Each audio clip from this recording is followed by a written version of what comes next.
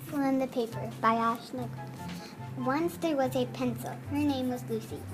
There was a piece of paper too. Her name was Lulu. Lucy was writing a story on Lulu. It was about a unicorn and a princess. Suddenly, Lucy's lead broke. Lucy needed to get to a pencil sharpener on the teacher's desk so she could finish her story. She asked Lulu to help her get to the pencil sharpener. Lucy folded Lulu into an airplane and got on. She pushed off and they went soaring and landed on a child's desk.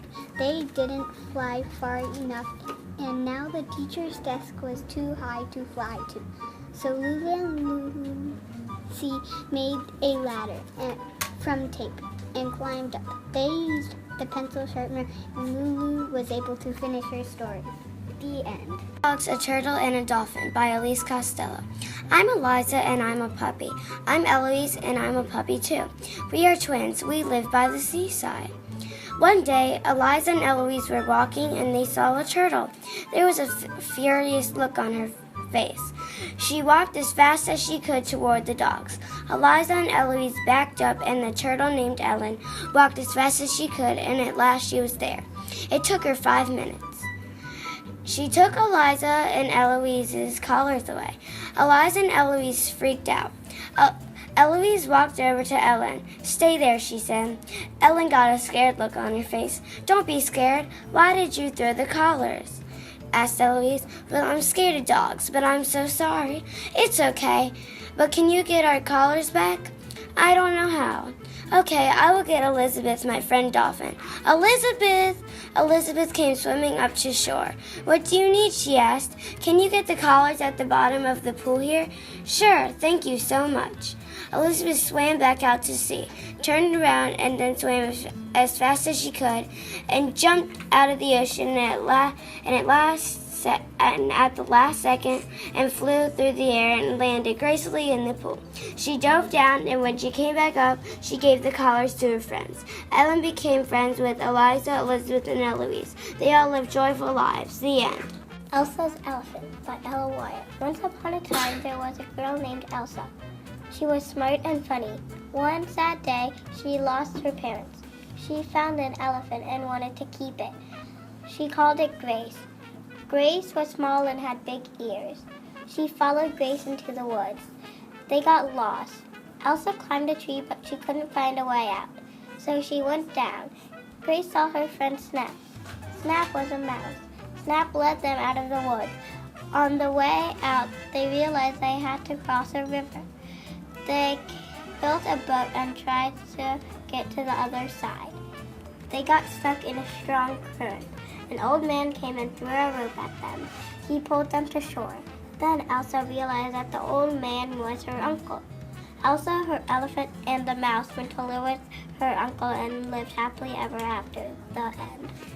Emma's Problems by Emily Muley. Hi, my name is Emma. I used to be so excited because my mom was having a baby, a sister. Her name was going to be Ruby, and it is. Ruby was born. Soon after, I realized that having a sister is not much fun. As Ruby grew, she got meaner and meaner. One day, she dared me to climb the tallest tree in the yard. I climbed the tree. Then I fell out of the tree and broke my leg. It hurt. Ruby ran to get Mom. She told Mom that I fell out of the tree and got hurt. Mom called the doctor's office, and an x-ray confirmed what I already knew. My leg was broken. I got a cast and crutches to walk with. I took a while to get used to walking with the crutches. Ruby watched me as I tried to walk around, and then she started crying. She realized that it was kind of her fault that I got hurt. She apologized and I forgave her.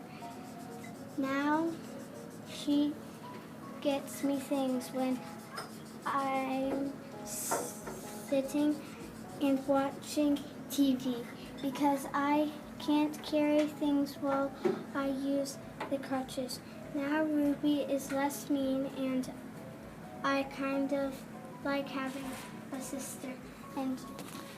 And I also learned not to listen to the dares of a 3-year-old. The end. In The Monster by Emma Clemson. Once there was a cat named Auden. It was black and white and gray. Auden was nice but had no friends. One day a monster came out from under the bed. When the monster saw the cat, he got scared. And the cat looked creepy. It had sharp teeth and it had pointy ears. It had sharp claws and eyes that shined so much it looked like they were glowing. Auden hissed at the monster because when he saw the monster, he got scared. The monster looked creepy. It had sharp teeth, it had pointy ears, it had sharp claws and eyes that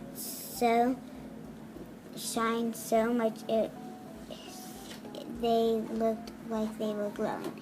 The monster went back under the bed. A while later, Auden asked the monster if they could be friends. Auden had realized they had a lot in common, even though they were different. The monster said yes. They went outside to play. They had fun. One day the cat had kittens. They named one Lily. The monster and Auden were happy. They had fun with the kittens. The end. Sleepover Trouble by Emma Taylor. Winter night, a pair of friends named April and Tessa were having a sleepover. They played games and started talking about their families. Tessa told April that she was from a wizard family. She got out a magic wand of a case and swished it through the air. Light and sparkles appeared out wherever the tip of the wand went. April felt uncomfortable. The thought of her friend being a witch frightened her. I have to go home, said April, and then she went home. Tessa was concerned that April went home early. Meanwhile, April talked to her mom about what Tessa had said. April's mom told her that they were from wizards and witches too.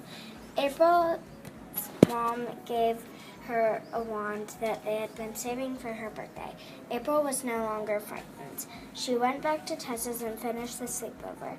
The girls played with magic until they fell asleep. The Monster Under My Bed by Lottie Carney. Once upon a time, there was a little boy named Jack. He lived with his mother and father in a small house in Wisconsin. One day, Jack was doing his homework in his room, and his pencil rolled under his bed. Jack went over and looked under his bed. Instead of seeing his pencil, he saw a big pink monster with hairy legs. Jack was so surprised he did not say anything for about a minute. When he finally did speak, Jack said, "What are you doing under my bed? And when did you get there?" The monster replied, "I'm always under your bed, Jack." What is your name?" Jack asked the monster. "My name is Austin," said the pink monster. Jack and Austin became good friends. Every night from then on, Jack and Austin played together. The end. By Mayher Bride. One day, a little girl named Lily got a stuffed butterfly, and her butterfly was evil. Lily was so happy. When her mom was at work, Lily played with the butterfly. Lily had to go to the restroom. The butterfly went to her parents' room, and parents' food and spilled water.